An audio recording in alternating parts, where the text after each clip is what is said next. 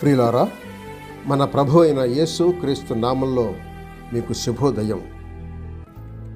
ఆయనను గూర్చి అనుదిన ఆత్మీయ ఆహారం, జూన్ 13 శుక్రవారం.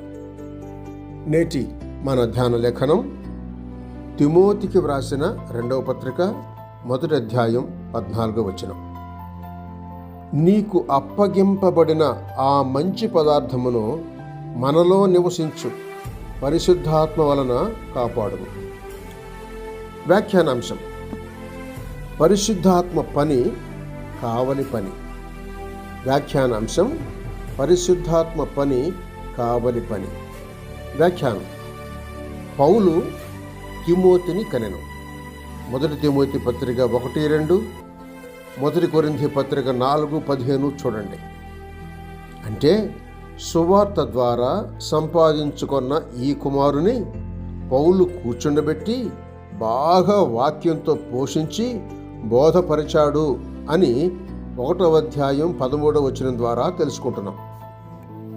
పౌలు దగ్గర తిమోతి ఎన్నో హితవాక్యాలను నేర్చుకున్నాడు. అవి ఆరోగ్యం గల బోధలు అని మీ బైబిల్ క్రింది భాగం తెలుపుతోంది. ఆ బోధలే మంచి పదార్థం అని తెలుస్తుంది. బోధలను పొందుట ఒకటి, పొందిన వాటిని ప్రమాణంగా అనుసరించి కాపాడుకోవడం వేరొక సంగతి. అయితే మనం పొందిన బోధను కాపాడుకోవటానికి పరిశుద్ధాత్మ అనుగ్రహించబడ్డాడు. పరిశుద్ధాత్మకు నానా పనులు ఇవ్వబడ్డాయి. వాటిలో ఒకటి ఏదంటే, తాము విని నేర్చుకొని గైకొన్న సత్యవచనాలలో క్రీస్తు విశ్వాసులను కాపాడుట. కావలి పని పరిశుద్ధాత్మ పని.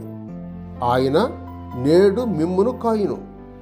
వాక్యంలో నుండి తొలగిపోకుండా మిమ్మును కనిపెడతాడు.